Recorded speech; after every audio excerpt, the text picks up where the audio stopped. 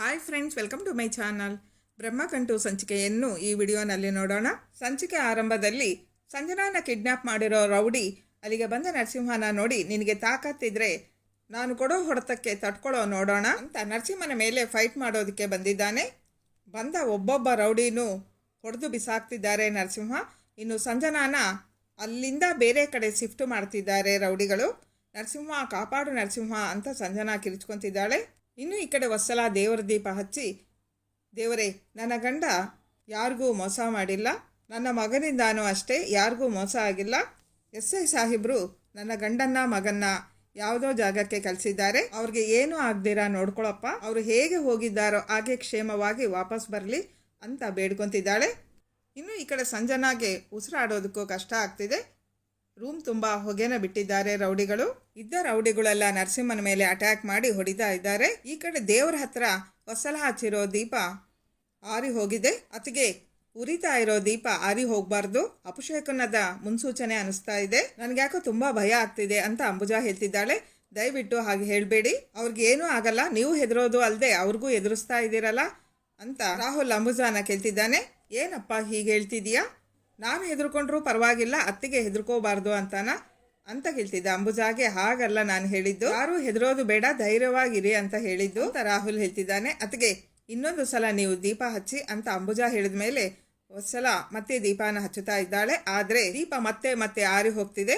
ದೇವ್ರೆ, ನನ್ನ ಹತ್ರ ಇರೋದು ಕೊನೆ ಕಡ್ಡಿ, ನನ್ನ ಗಂಡ ಮಗನ ಅಳಿವು ಉಳಿವಿನ ಪ್ರಶ್ನೆ ಇದು, ನೀನ್ ಏನ್ ಮಾಡ್ತೀಯೋ ಮಾಡು ತಂದೆ, ಎಲ್ಲ ನಿನ್ನ ಮೇಲೆ ಭಾರ ಹಾಕಿದ್ದೀನಿ ಅಂತ ಕೊನೆ ಕಡ್ಡಿಯಿಂದ ದೀಪ ಹಚ್ಚಿದ್ದಾಳೆ. ಆಗ ದೀಪ ಉರಿದಿದ್ದು ನೋಡಿ ಎಲ್ಲರಿಗೂ ಸಮಾಧಾನ ಆಗಿದೆ. ಈ ಕಡೆ ನರಸಿಂಹನ ಕಾಪಾಡೋದಕ್ಕೆ ದೇವರಂತೆ ಚಿರು ಅಲ್ಲಿಗೆ ಬಂದು ಕೆಳಗಡೆ ಬಿದ್ದ ನರಸಿಂಹನ ಕೈ ಹಿಡಿದು ಎಬ್ಸಿದ್ದಾರೆ. ತನ್ನ ಮೇಲೆ ಅಟ್ಯಾಕ್ ಮಾಡ್ತಿದ್ದ ರೌಡಿಗಳಿಗೆ ಒಂದು ಗತಿ ಕಾಣಿಸ್ತಿದ್ದಾರೆ ಚಿರು. ಮಾಸ್ ರೇಂಜ್ ಅಲ್ಲಿ ಹೀರೋ ಚಿರು ಫೈಟ್ಗೆ ಸುಸ್ತಾಗಿದ್ದಾರೆ ರೌಡಿಗಳು. ಸಿನಿಮಾ ರೀತಿನಲ್ಲಿ ಇಲ್ಲಿ ಫೈಟಿಂಗ್ ತೋರಿಸಲಾಗಿದೆ. ಇನ್ನು ಈ ಕಡೆ ರೂಮಲ್ಲಿ ಗ್ಯಾಸ್ ಇಂದ ಉಸಿರಾಡೋದಕ್ಕೂ ಕಷ್ಟವಾಗಿ ಪ್ರಜ್ಞೆ ತಪ್ಪಿರೋ ಸಂಜನಾನ ಎತ್ಕೊಂಡು ಬಂದು ಟೇಬಲ್ ಮೇಲೆ ಮಲಗಿಸಿದ್ದಾರೆ ನರಸಿಂಹ. ಸಂಜನಾ ಎದ್ದೋಳು ಸಂಜನಾ ಅಂತ ನರಸಿಂಹ ಎಷ್ಟೇ ಕರೆದ್ರೂ ಸಂಜನಾಗೆ ಪ್ರಜ್ಞೆ ಬಂದಿಲ್ಲ. ಆಗ ಸಂಜನಾ ಬಾಯಲ್ಲಿ ಬಾಯಿ ಇಟ್ಟು ತನ್ನ ಉಸಿರು ಕೊಟ್ಟು ಜೀವನ ಉಳಿಸಿದ್ದಾನೆ ನರಸಿಂಹ. ಆಮೇಲೆ ಸಂಜನಾನ ಕರ್ಕೊಂಡು ಬಂದು ಒಂದು ಕಡೆ ಕೂಡಿಸಿ, ಒಂದು ಕಡೆ ಚಿರು, ಮತ್ತೊಂದು ಕಡೆ ನರಸಿಂಹ ರೌಡಿಗಳ ಹತ್ರ ಫೈಟ್ ಮಾಡ್ತಾ ಇದ್ದಾರೆ. ಇಬ್ರು ಹೀರೋಸ್ ಫೈಟಿಂಗ್ ಈ ಸಂಚಿಕೆನಲ್ಲಿ ಅದ್ಭುತ ಅಂತಾನೆ ಹೇಳ್ಬೋದು. ಉರಿತಾ ಇರೋ ಬೆಂಕಿನ ಕೈಯಲ್ಲಿ ಹಿಡಿದು ರೌಡಿಗಳ ಜೊತೆ ಸೂಪರ್ ಆಗಿ ಫೈಟ್ ಮಾಡಿದ್ದಾರೆ ಚಿರು. ಸುಸ್ತಾದ ಸಂಜನಾನ ಹಿಡ್ಕೊಂಡು ನರಸಿಂಹ ನಿಂತಿದ್ದಾನೆ. ಫೈಟಿಂಗ್ ಮುಗಿಸಿ ಬಂದ ಚಿರು, ಆಲ್ ರೈಟ್ ಸಂಜನಾ ಅಂತ ಕೇಳ್ತಿದ್ದಾನೆ. ಸುಸ್ತಾಗಿರೋ ಸಂಜನಾ ತಲೆನ ಅಲ್ಲಾಡ್ಸಿದ್ದಾಳೆ. ಬಾಬಾ, ನಿಮ್ಮ ಕೈಗೆ ಗಾಯ ಆಗಿದೆ, ಮನೆಗೆ ಹೋಗಿ ಟ್ರೀಟ್ಮೆಂಟ್ ತಗೊಳ್ತಾ ಇರಿ, ಸಂಜನಾನ ಡ್ರಾಪ್ ಮಾಡಿಬಿಟ್ಟು ಬರ್ತೀನಿ. ಯಾರ್ ಬಾವಾ ಅಂತ ಹೇಳಿ ಸಂಜನಾನ ಕರ್ಕೊಂಡು ಸ್ಟೇಷನ್ಗೆ ಬಂದಿದ್ದಾರೆ ನರಸಿಂಹ. ಮಗಳನ್ನ ನೋಡಿದ ತಕ್ಷಣ SI, ಹುಷಾರಾಗಿದ್ಯಾ ಅಮ್ಮ ಅಂತ ಕೇಳ್ತಿದ್ದಾರೆ. ಮಗಳನ್ನ ಯಾರ್ದೋ ಜಾಗದಲ್ಲಿ ಬಿಟ್ಟು ನೀನು ಮಾತ್ರ ಇಲ್ಲೇ ಉಳ್ಕೊಂಡಿದೀಯಲ್ಲ ಡ್ಯಾಡ್, ಇದು ಸರಿನಾ, ನನ್ನನ್ನು ಕಾಪಾಡೋದಕ್ಕೆ ಅಂತ ನರಸಿಂಹ ಅಲ್ಲಿಗೆ ಬಂದಿದ್ದ. ಅವನ ಮೇಲೆ ರೌಡಿಗಳು ಅಟ್ಯಾಕ್ ಮಾಡಿದ್ರು ಅಂತ ಇವ್ರನ್ನ ಕಾಪಾಡೋದಕ್ಕೆ ಅವ್ರ ಭಾವ ಅಲ್ಲಿಗೆ ಬಂದಿದ್ರು. ಇಲ್ಲ ಅಂದಿದ್ರೆ ನನ್ನ ಗತಿ ಏನಾಗ್ತಿತ್ತೋ ಗೊತ್ತಾ ಡ್ಯಾಡ್ ಅಂತ ಹೇಳ್ತಿದ್ದ ಮಗಳಿಗೆ. ನಾನು ಅಲ್ಲಿಗೆ ಬಂದಿದ್ದಿದ್ರೆ ಆ ರೌಡಿ ನಿನ್ನ ಏನ್ ಬೇಕಾದ್ರೂ ಮಾಡ್ತಿದ್ದ, ಅದಕ್ಕೆ ನಾನು ನರಸಿಂಹನ ಕಳಿಸಿದ್ದು. ನಾವೆಲ್ಲ ರೆಡಿಯಾಗಿ ನಿಂತಿದ್ವಿ, ಅಕಸ್ಮಾತ್ ನಿನಗೇನಾದರೂ ಹೆಚ್ಚು ಕಡಿಮೆ ಆಗಿದ್ದಿದ್ರೆ ನಾವು ಬಂದು ಅಟ್ಯಾಕ್ ಮಾಡ್ತಿದ್ವಿ ಅಲ್ವೇನ್ರೋ ಅಂತ ಕಾನ್ಸ್ಟೇಬಲ್ಸ್ನ ಕೇಳ್ತಾ ಇದ್ದಾರೆ SI. ಏನೂ ಹೇಳದೆ ಮೌನವಾಗಿದ್ದಾರೆ ಕಾನ್ಸ್ಟೇಬಲ್ಸ್. ಒಟ್ನಲ್ಲಿ ನಿನಗೆ ಏನೂ ಆಗದೆ ಸೇಫ್ ಆಗಿ ಬಂದಿದೆಯಲ್ಲ ಮಗಳೇ, ಅಷ್ಟು ಸಾಕು, ಬಾ ಕೂತ್ಕೋ, ಏನಾದರೂ ತಿಂತೀಯಾ ಅಂತ ಕೇಳ್ತಿದ್ದ ತಂದೆಗೆ. ಏನೂ ಬೇಡ ಅಂತ ಸಂಜನಾ ಹೇಳ್ತಿದ್ದಾಳೆ. ಬೇಗ ಅವ್ರನ್ನ ಮನೆಗೆ ಕರ್ಕೊಂಡು ಹೋಗಿ ರೆಸ್ಟು ಮಾಡಿಸಿ ಸರ್, ಸಾಧ್ಯ ಆದರೆ ಹಾಸ್ಪಿಟಲ್ಗೂ ಕರ್ಕೊಂಡು ಹೋಗಿ ಅಂತ ನರಸಿಂಹ ಹೇಳ್ತಿದ್ದಾನೆ. ತುಂಬಾ ಥ್ಯಾಂಕ್ಸ್ ನರಸಿಂಹ, ನಿನ್ನಿಂದ ನನ್ನ ಮಗಳು ಸೇಫ್ ಆಗಿ ಬಂದ್ಲು, ನಿನ್ನ ಸಹಾಯನ ನಾನು ಯಾವತ್ತೂ ಮರೆಯಲ್ಲ. ಜೈರಾಮ, ಮಗ ಅಂದ್ರೆ ಈ ತರ ಇರಬೇಕು. ಏನ್ ಜೈರಾಮ, ನಿನ್ನ ಮಗನ ಬಗ್ಗೆ ಹೊಗಳ್ತಾ ಇದ್ರು ಸುಮ್ಮನೆ ನಿಂತಿದೀಯಾ ಅಂತ SI ಕೇಳ್ತಿದ್ದಾರೆ. ನಮ್ಮ ಸಾಹೇಬರು ಏನು ಮಾತಾಡಿಲ್ಲ ಅಂದ್ರು ಮನಸ್ಸಿನಲ್ಲಿ ಆಶೀರ್ವಾದ ಮಾಡ್ತಾ ಇರ್ತಾರೆ ಅಂತ ನರಸಿಂಹ ಹೇಳೋದು ಕೇಳಿ, ನೀನು ಎಷ್ಟೇ ಬೈದ್ರು ನಿನ್ನನ್ನ ಬಿಟ್ಕೊಡೋದೇ ಇಲ್ಲ ಅಂತಾನೆ ನಿನ್ನ ಮಗ. ನೋಡು ಜೈರಾಮ, ನಿನ್ನ ಮಗ ನಿನ್ನ ಮೇಲೆ ಎಷ್ಟು ಪ್ರೀತಿನ ಇಟ್ಟಿದ್ದಾನೆ ಅಂತ. ಹೌದು, ನನ್ನ ಮಗಳಿಗೂ ನಿಮ್ಮ ಮಗನಿಗೂ ಏಟಾಗಿದೆ, ನಿನಗೇನೂ ಆಗಿಲ್ವಲ್ಲ, ಯಾಕೆ ಆ ರೌಡಿಗಳು ನಿನ್ನ ಮುಟ್ಟೇ ಇಲ್ವಾ, ನನ್ಗ್ಯಾಕೋ ಡೌಟ್ ಬರ್ತಿದೆ, ನೀನು ಅಲ್ಲಿಗೆ ಹೋಗೇ ಇಲ್ವಾ ಅಂತ SI ಕೇಳ್ತಿದ್ದಾರೆ. ನೀನೊಬ್ನೇ ಅಲ್ವಾ ನರಸಿಂಹ ಅಲ್ಲಿಗೆ ಬಂದಿದ್ದು ಅಂತ ಕೇಳ್ತಿದ್ದ ಸಂಜನಾಗೆ. ಇಲ್ಲ ಸಾಹೇಬ್ರನ್ನ ಹೊರಗಡೆ ನಿಲ್ಸಿದ್ದೆ, ರೌಡಿಗಳು ಇರೋ ಜಾಗ ಹತ್ರ ಬೇಡ ಅಂತ ಹೇಳೋ ನರಸಿಂಹನ್ಗೆ, ಯಾಕಪ್ಪ ಯಾರನ್ನ ಬಂದ್ರೆ ನಿನಗೆ ಸಿಗ್ನಲ್ ಕೊಡೋದಕ್ಕ ಅಂತ ಎಸ್ ಐ ಕೇಳ್ತಿದ್ದಾರೆ. ಹಾಗಲ್ಲ ಸರ್, ನಿಮಗೆ ಇನ್ಫಾರ್ಮ್ ಮಾಡೋದಕ್ಕೆ ಅಂತ ನರಸಿಂಹ ಹೇಳ್ತಿದ್ದಾನೆ. ಸರಿ ಬಿಡು, ಅಪ್ಪ ಮಗ ಸೇರ್ಕೊಂಡು ಒಳ್ಳೆ ಸಾಹಸನೇ ಮಾಡಿದ್ದೀರಾ ಅಂತ ಹೇಳೋ ಎಸ್ ಐಗೆ, ಇನ್ ಮುಂದೆ ಆದ್ರೂ ನಿಮ್ಮ ಮಗಳನ್ನ ಹುಷಾರಾಗಿ ನೋಡ್ಕೊಳ್ಳಿ ಸರ್, ಹಾಗೆ ನಮ್ಮ ಸಾಹೇಬ್ರ ವಿಷಯಕ್ಕೂ ಬರಬೇಡಿ, ಸರಿ ಇರಲ್ಲ ಅಂತ ಎಸ್ ಐಗೆ ವಾರ್ನಿಂಗ್ ಕೊಟ್ಟಿದ್ದಾರೆ ನರಸಿಂಹ. ಏನಪ್ಪ ನಿನ್ನ ಮಾತಿನ ಅರ್ಥ? ನಿಮ್ಮ ತಂದೆಗೆ ನಾನು ತೊಂದರೆ ಕೊಡ್ತಿದ್ದೀನಿ ಅಂತನಾ? ಬೇಕಿದ್ರೆ ನಿಮ್ಮ ಅಪ್ಪನ್ನೇ ಹೇಳು ಜಯರಾಮ ಅಂತ ಎಸ್ ಐ ಹೇಳ್ತಿದ್ದಾರೆ. ಹಾಗೇನೂ ಇಲ್ಲ ಬಿಡಿ ಸರ್ ಅಂತ ಜಯರಾಮ್ ಹೇಳ್ತಿದ್ದಾನೆ. ಬನ್ನಿ ಸಾಹೇಬ್ರೆ ಹೋಗೋಣ ಅಂತ ನರಸಿಂಹ ಜಯರಾಮ್ನ ಕರ್ಕೊಂಡು ಹೋಗ್ತಿದ್ದಾನೆ. ಎಲ್ಲರ ಮುಂದೆ ನರಸಿಂಹನ ಹೊಗಳಿ ಅಟ್ಟಕ್ಕೆ ಏರಿಸ್ತೀನಿ, ಇಲ್ಲ ಅಂದ್ರೆ ನನ್ನ ಬಗ್ಗೆ ತಪ್ಪಾಗಿ ತಿಳ್ಕೊಂತಾರೆ ಅಂತ ಅಂದ್ಕೊಂಡ ಸಂಜನಾ ಹೋಗ್ತಾ ಇರೋ ನರಸಿಂಹನ ಕರೆದು ಎಲ್ಲರ ಮುಂದೆ ನರಸಿಂಹನ ತಬ್ಬಿಕೊಂಡಿದ್ದಾಳೆ. ಇದನ್ನ ನೋಡಿ ಎಲ್ರಿಗೂ ಶಾಕ್ ಆಗಿದೆ.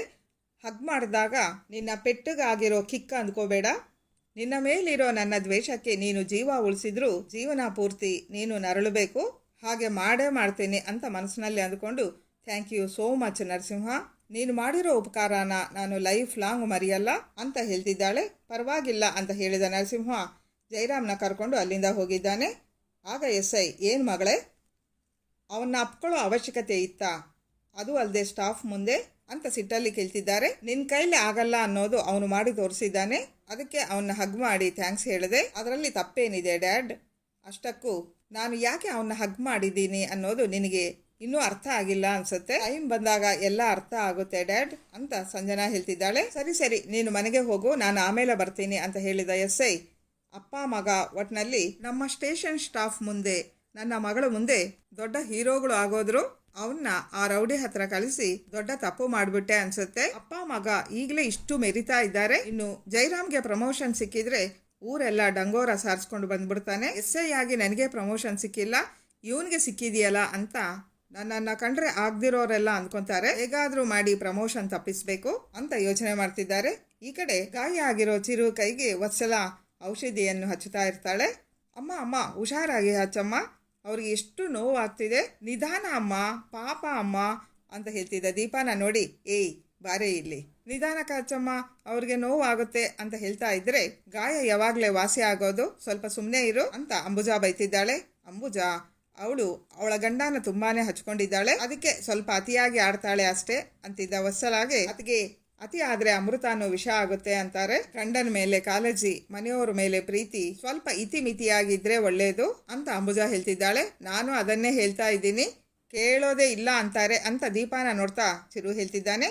ಅಮ್ಮ ನೋಡ್ಕೊಂಡು ಹಚ್ಚಮ್ಮ ಔಷಧಿನ ಅಂತಿದ್ದ ದೀಪಾನ, ಇವಳ ಹೀಗೆ ಬಿಟ್ರೆ ಸರಿ ಹೋಗಲ್ಲ ಅಂತ ದೀಪಾ ಕಣ್ಣು ಮುಚ್ಚಿದ್ದಾಳೆ. ಅಂಬುಜಾ, ಹಸ್ಬೆಂಡು ತುಂಬಾ ನೋಯ್ತಾ ಇದೆಯಾ ಅಮ್ಮ, ಹುಷಾರಮ್ಮ, ಮೆಲ್ಲಗೆ ಹಚ್ಚಮ್ಮ ಅಂತ ಅಂಬುಜಾ ಕಣ್ಣು ಮುಚ್ಚಿದ್ರು ಹೇಳ್ತಾನೇ ಇದ್ದಾಳೆ ದೀಪಾ. ಒಟ್ನಲ್ಲಿ ವತ್ಸಲ ಚಿರುಗೆ ಔಷಧಿಯನ್ನು ಹಚ್ಚಿದ್ದಾಳೆ. ಇನ್ನು ಬೆಳಗ್ಗೆ ಇವರ ಕೈಗೆ ಏಟಾಗಿದೆಯಲ್ವಾ, ಅದಕ್ಕೆ ನಾನೇ ಇವ್ರನ್ನ ಸ್ನಾನ ಮಾಡಿಸೋದಕ್ಕೆ ಕರ್ಕೊಂಡು ಹೋಗ್ತಾ ಇದ್ದೀನಿ ಅಂತ ದೀಪಾ ಎಲ್ಲರ ಮುಂದೆ ಹೇಳ್ತಿದ್ದಾಳೆ. ಗಂಡನಿಗೆ ಸ್ನಾನ ಮಾಡಿಸೋದನ್ನು ಎಲ್ಲರನ್ನೂ ಕರೆದು ಯಾರಾದರೂ ಹೇಳ್ತಾರೇನೆ ಅಂತ ಅಂಬುಜಾ ಕೇಳ್ತಿದ್ದಾಳೆ. ಹೌದು ಅತ್ತೆ ಅಂತ ಹೇಳ್ತಾ ದೀಪಾ ಚಿರುನ ಸ್ನಾನ ಮಾಡಿಸೋದಕ್ಕೆ ಅಂತ ಎಳ್ಕೊಂಡು ಹೋಗಿ ಕೂಡ್ಸಿದ್ದಾಳೆ. ದೀಪಾ ನೀರು ಹಾಕಿದ ತಕ್ಷಣ ಜೋರಾಗಿ ಕಿರ್ಚ್ಕೊಂತಿದ್ದಾನೆ ಚಿರು. ಏನಾಯ್ತು ಹಸ್ಬೆಂಡು ಅಂತ ಕೇಳ್ತಿದ್ದ ದೀಪಾಗೆ, ಬಿಸಿ ನೀರು ರೀ, ಎಷ್ಟು ಬಿಸಿ ಇದೆ ಗೊತ್ತಾ ಅಂತಿದ್ದ ಚಿರುಗೆ, ನಮ್ಮೂರಲ್ಲಿ ಚಿಕ್ಕ ಮಕ್ಕಳು ಇಷ್ಟು ಬಿಸಿ ನೀರಿನಲ್ಲಿ ಸ್ನಾನ ಮಾಡ್ತಾರೆ ಗೊತ್ತಾ, ಏನು ಹಸ್ಬೆಂಡು ನೀವು ಅಂತ ದೀಪಾ ಕೇಳ್ತಿದ್ದಾಳೆ. ಫಸ್ಟು ತಣ್ಣೀರು ಹಾಕಿ ಪುಣ್ಯ ಕಟ್ಕೊಳ್ಳಿ ನೀವು ಅಂತ ಚಿರು ಕಿರ್ಚ್ಕೊಂಡಿದ್ದಾನೆ. ಸರಿ ಸಾಕಾ ಇಷ್ಟು ಬಿಸಿ ಅಂತ ಚಿರುನ ಕೇಳಿ ಚೆನ್ನಾಗಿ ಸೋಪು ತಿಕ್ಕಿ ಚಿರುಗೆ ಸ್ನಾನ ಮಾಡಿಸ್ತಿದ್ದಾಳೆ ದೀಪಾ. ಮತ್ತಿಷ್ಟು ವಿವರಗಳನ್ನು ಮುಂದಿನ ವಿಡಿಯೋನಲ್ಲಿ ನೋಡೋಣ. ಇನ್ನೂ ಚಾನಲ್ನ ಸಬ್ಸ್ಕ್ರೈಬ್ ಮಾಡದೆ ನೋಡ್ತಾ ಇರೋರು ಸಬ್ಸ್ಕ್ರೈಬ್ ಮಾಡಿಕೊಂಡು ಫುಲ್ ವಿಡಿಯೋನ ನೋಡಿ. ಇಷ್ಟ ಆದರೆ ಲೈಕ್ ಕೊಡಿ. Thanks for watching. Bye friends.